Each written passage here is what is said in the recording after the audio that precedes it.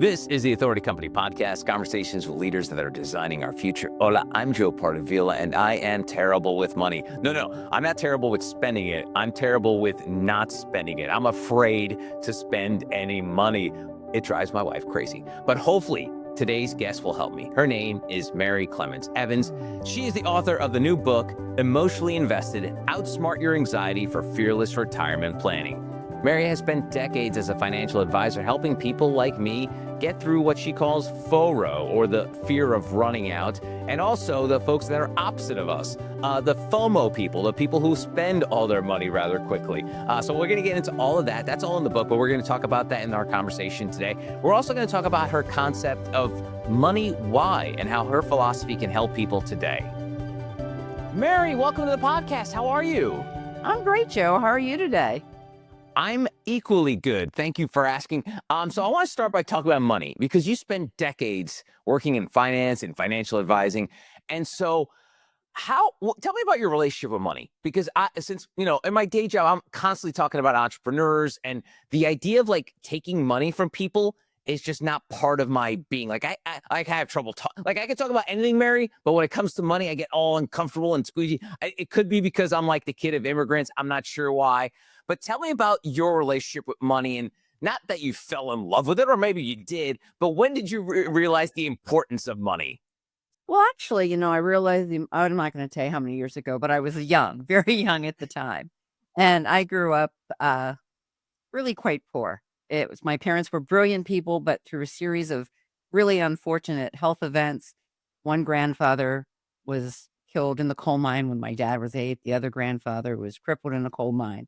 So my parents, being great people, raised, their siblings. And then there was 5 of us kids, and they were doing okay, and things were not bad.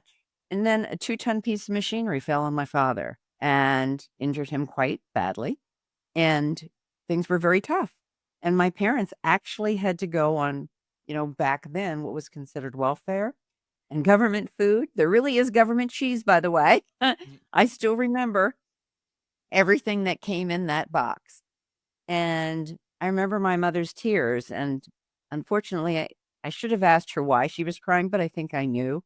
I think it was just shame and fear.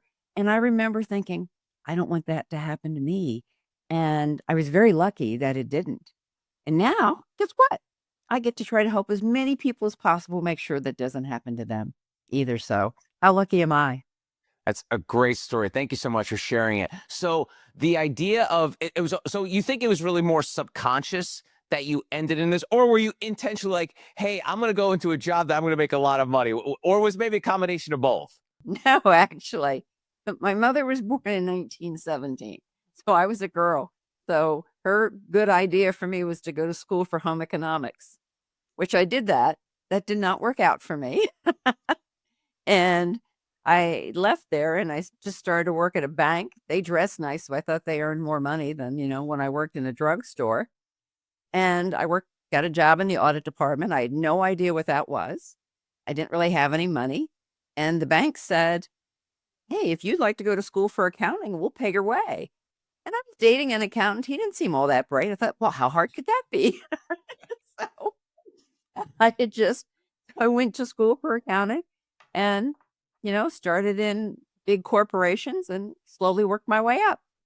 Wow, that's so great. Your story's a book, and I guess that's why you wrote a book. But I'm wondering, Mary, like in terms of like, when do you make that turn from not being successful to, I guess, being uber successful to the point where you're able to help people with their wealth? Because I mean, one thing is becoming wealthy, another thing is helping others. There's a big distinction there, isn't there, Mary? Oh, there sure is. And I think I was trying to help people with financial decisions almost my entire career. And as I did with my original career, I sort of stumbled into this. Somebody offered me a job and I thought, well, I'll probably be pretty good at that because I understand Wall Street and I understand money. But what shocked me and let you know what a moron I am, Joe, I didn't realize that the big challenge here was dealing with people's emotions of their money. This wasn't math. This wasn't just a chart or a graph. It was how people feel about it. All right. So speaking of those emotions that you mentioned, I talk about the fact that I have a weird relationship with money, but also my experience with entrepreneurs. When did you decide to strike out and start your own shingle with your company? Because that's a huge thing. What you went through enough being probably the only woman in the room, surrounded by a bunch of men, and then working way up through the industry, but then decide to start your own. Tell me about the thinking behind that. Well, as I said, I just stumbled into this career and I was working for a company. And I did not care for a lot of the ways that they were doing this. I was uncomfortable with that. I just made me nervous. And I think a lot of things in the industry made me nervous, but I loved meeting with people. I just loved it and helping them and teaching them. So I decided if I was going to continue in this, which I wanted to do, that I was going to have my own company and make sure that I own the clients. And if something untowards would happen, I could move my clients to some place that I thought was better. And that was really my impetus to do it. And literally, when I started this, I didn't take a dime out of this business for almost a year and a half. And let me tell you something, Joe, around month 12 or 13, that gets really uncomfortable. I could imagine. And at that point, you have a family and everything like that? Do you have to deal with what's going on in the home front at that point?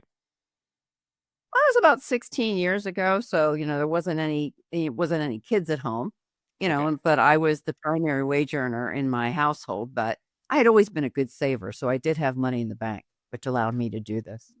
That's great. And so you make the jump. The first year and a half is tricky. When did it all click in where you're like, I made like you had that sort of like, aha, I made the right decision. I knew I was making the right decision, but when did you realize you had like full-fledged confirmation that you made the right decision? That was probably around year 2 or 3. I think definitely that first year or 2, I was constantly terrified, like, "Oh my gosh, what did I do? I'm gonna end up being a bag lady." I will have thrown everything away. I'm gonna be poor again. And the business, I was so fortunate. The business grew very, very quickly. And, we got to a reasonable level of business in a short period of time. And then I knew. I knew this is what I was meant to do. That's awesome, awesome. And it's led you into a fantastic career writing the book. And in the book, you talk about the concept of money why. Can you break that down for us? Well, as I told you a little bit earlier, when I started to talk to people, and when I first started, because I came from corporate America, I was showing charts and graphs, and I realized, oh, people wanted to kill themselves during these presentations.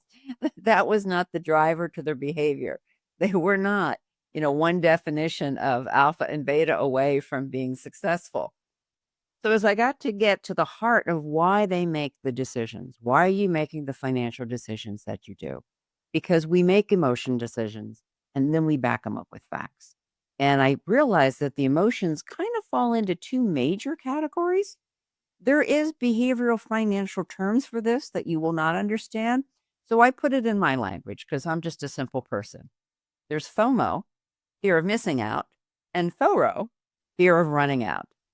The difference is FOMOs are really concentrated on today. These are the pleasure seekers. Let's go to on that trip. Let's go out to this dinner. Let's do all these fun things. The FOROs are hyper focused on the future. We have to save. We don't know what's going to happen. When we get in retirement, what's going to be with inflation?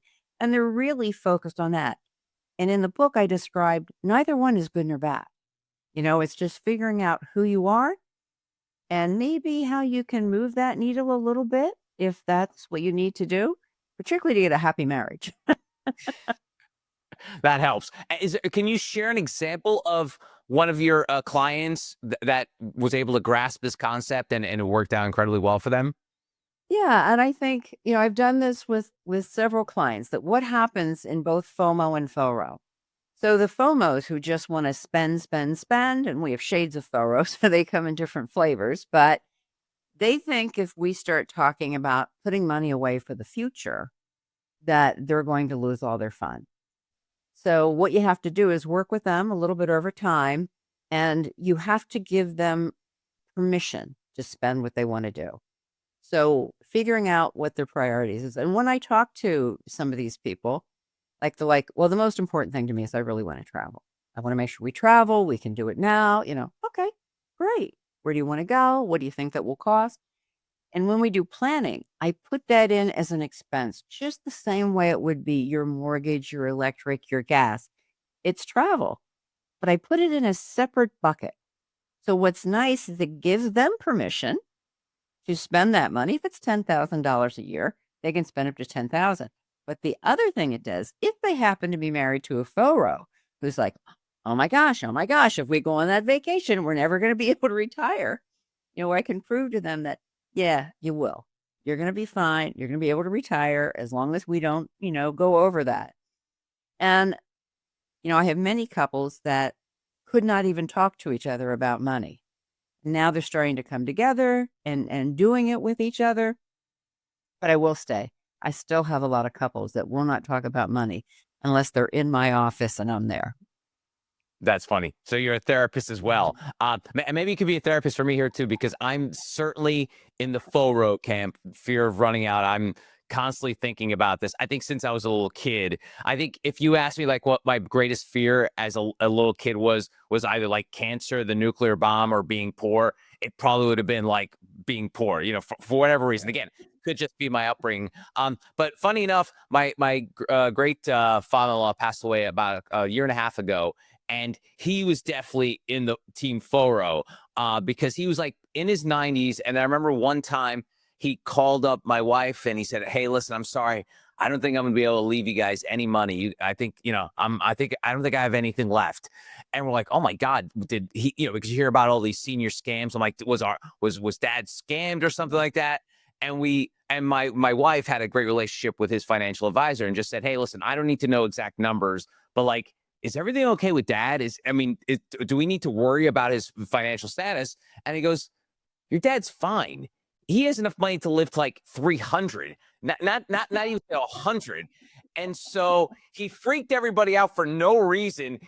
I think he told multiple children, he has like 5 kids. He told multiple kids, like, I don't think you got much of inheritance. And again, this is now, he's a World War II guy. So he's a greatest generation. So even worse than the boomers. But tell me about, where do you think that comes from? Because again, I know you're not a therapist, but maybe you could help put me on the couch and walk me through this. Where does this come from? I think that's a great question. And I always try to figure out, is this nature or nurture? And I have to believe it's a combination of both. And here's why. One, I'm one of 5 children. I don't know if you have siblings. I have one brother. So we were 5 kids in 8 years. So we're in the same household. We're close together. We are experiencing everything. I am probably maybe one of my brothers too, maybe both my brothers to some extent, not as bad as I was, both FOROs. My sisters are FOMOs. So it's like, what is it, that, just that we're born with, the way that we think, maybe more conservative, that, we have to be that way.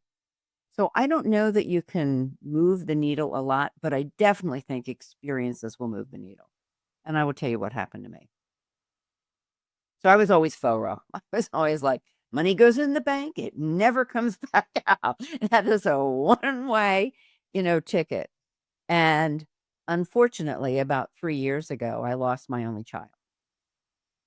And my husband, trying to, get me to feel better, kept taking me down to like, where oceans were, and I did feel better. And he's like, we have to buy something at the beach. You need a place to get away to, we need to do this. And I'm like, no, I can't do that. I can't spend the money, even though it wasn't spending it. It was an asset allocation.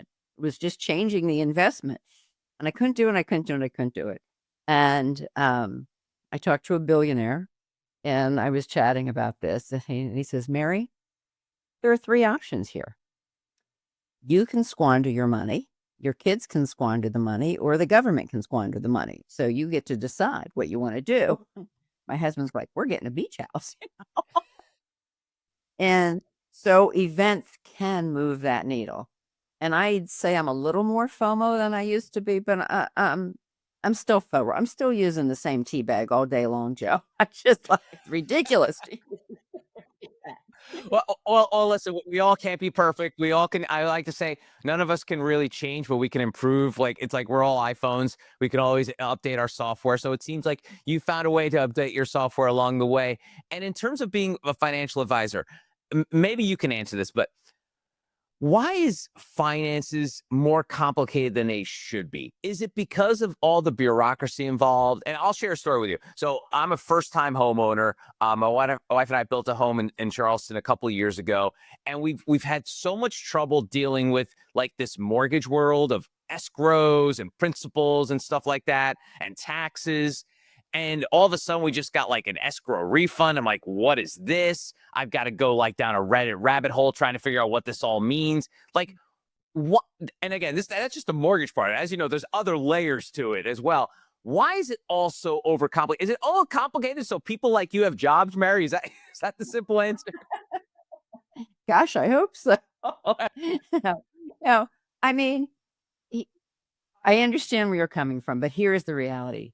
Finance is extraordinarily complex because everything that we do, every single thing that we do involves money. And when you're investing in all these corporations, now part of it is probably more complex than it needs to be because we have tax laws, income tax laws on state and federal that are extraordinarily complex. And one of the reasons that they're complex is the Congress and the Senate would pass these laws to try to incentivize people to do things. For example, why is mortgage interest tax deductible? You ever think about that? No, but I don't know anything about that. Don't know, don't care. The reason Right. the reason is they want you to buy a home because they felt home ownership was good for the country and the economy. So a lot of these laws were generated based on what they thought would be best for the country. However, one of my pet peeves and why you think like you should know these things. So one of the things I often talk about is the big sin and the big lie. The big sin started in the late 70s and it really went into effect in the 80s. This was so most people then, the burden for retirement, was up to the union, the government, or the employer. Then it shifted to you as an individual. Well, how'd that happen? Well, we passed a law, okay, in the 70s that said, hey, corporations, all pensions have to be fully funded. They did that to try to protect the worker. So the intent was good. The consequence was bad. So what happened, and I worked in corporate America back then, if a company does not have a fully funded pension, which most did not, when they make that pension fully funded, it sort of ruins their profit and loss statement and will lower the share price for that company. So it makes the company look bad. So what did every company do? They weren't required to have these pensions. So they froze or eliminated pensions. So that was the big sin. The big lie was now they turned it over to you with no knowledge and no education. And the big lie was, this is so easy, you can do it yourself. Well, that's ridiculous. No, you can't. I was on the pension committee. We had experts because it's really complex. And the result of this is almost everybody feels that they should be able to do this. Everybody feels that they should understand, that mortgage statement and what the escrow is or what stocks they should be buying, and they shouldn't. It's, you wouldn't give yourself anesthesia. My husband gives anesthesia. All right. He doesn't go in and he doesn't ask the people, I'm looking at these 5 kinds of anesthesia and I want to explain to you the pros and cons of them. And which one do you think you should do? If that happened, no one would have surgery and people would die. So unfortunately, you do have to talk to somebody who knows it. And Mary, you make a wonderful point there about the pensions, because I was always curious as to why those went away, because the company that me and my wife both worked in was a legacy media company, and they had pensions for many, many years. And then they started to sunset them. I think, like I said, in the 80s, and then obviously in the 90s, while I started working, it became that whole, the 401k and putting like whatever 1% match, whatever that thing is. But so the idea of pensions going away was because they had to be fully funded, and before that, they weren't, Mary? Tell me, like, what it Right. was before. Like, people, they just put a little piece in the pension. What was that all about? So what corporations did is they had this pension fund, right? You've heard that word. So it's a fund like a savings account that you would have. And every year they would put money into that fund. They also had experts that would say that would project out in the future how much money has to be taken out of that fund every year over the next 5 years and, you know, onto perpetuity. Well, that was okay because as people retired, then they made sure they had enough money to pay out everything that was needed that year.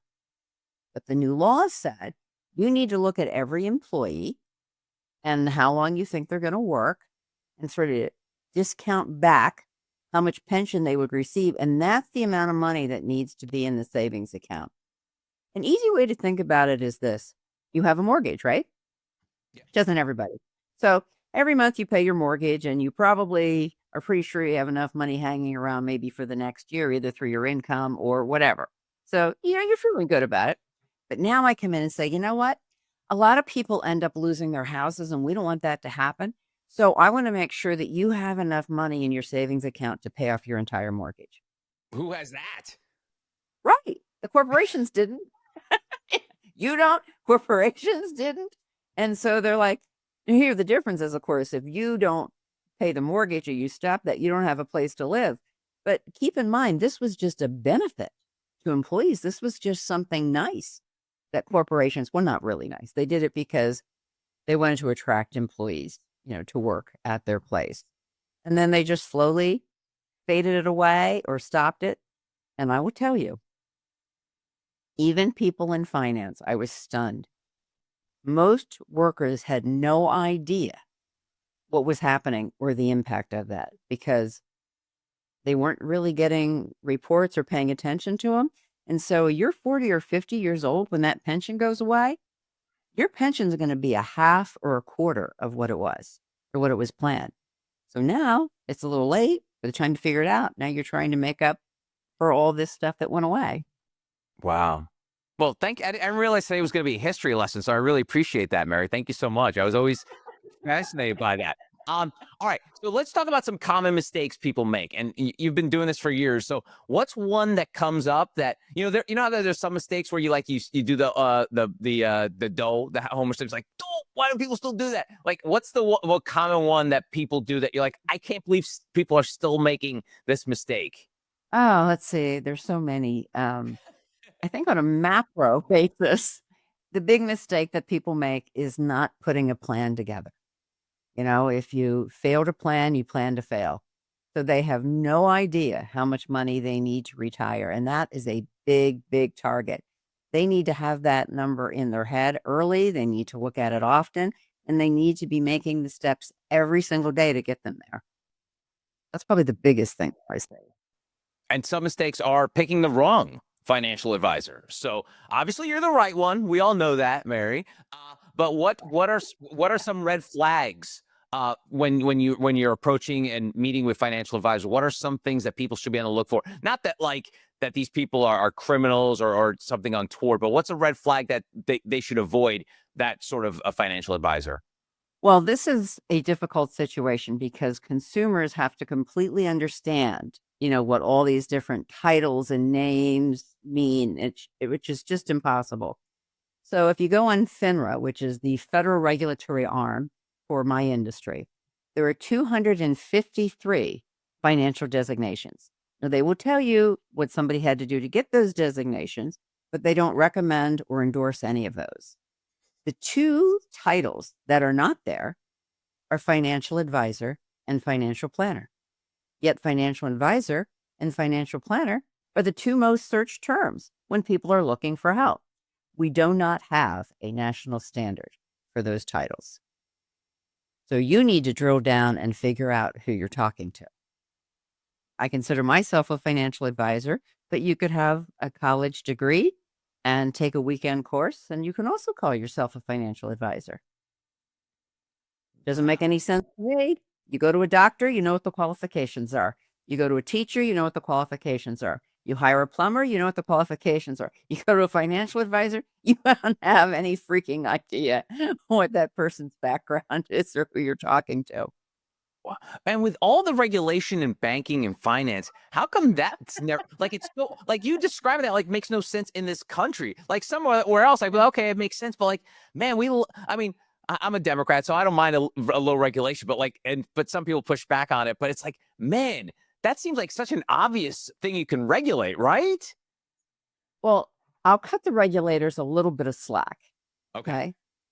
So again, when your retirement was taken care of by the government, the union, and your employer, people didn't need what we have now.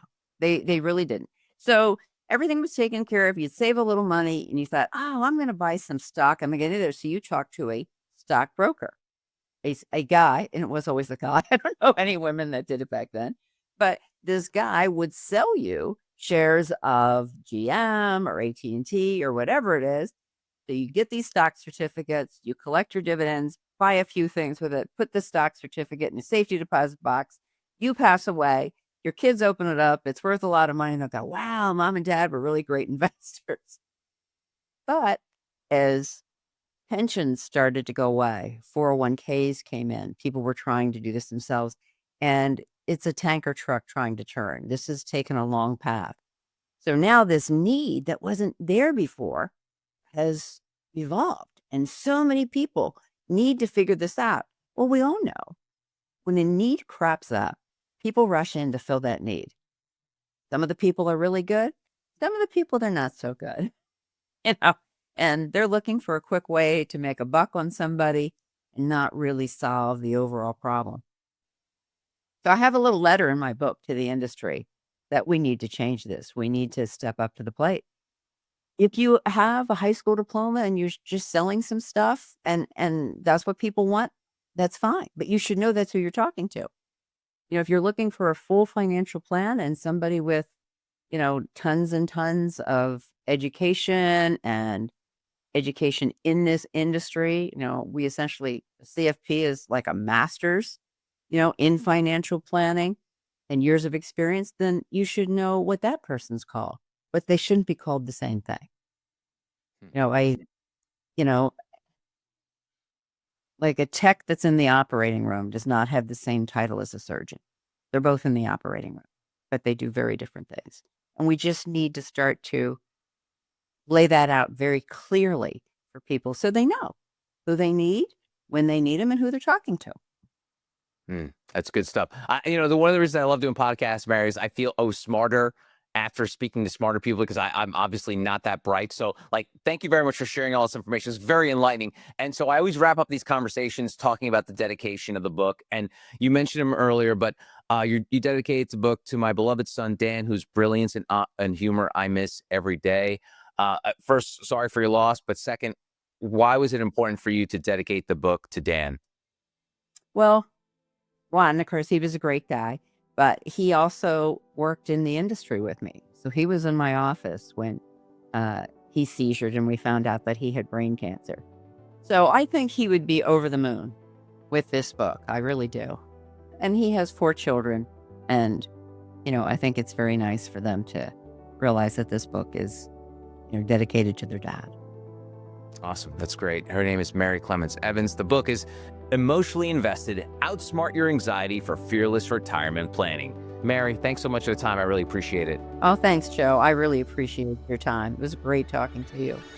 And that's going to do it for this episode of the Authority Company podcast. If you want to find out about Mary and our other fine authors, go to theauthoritycompany.com.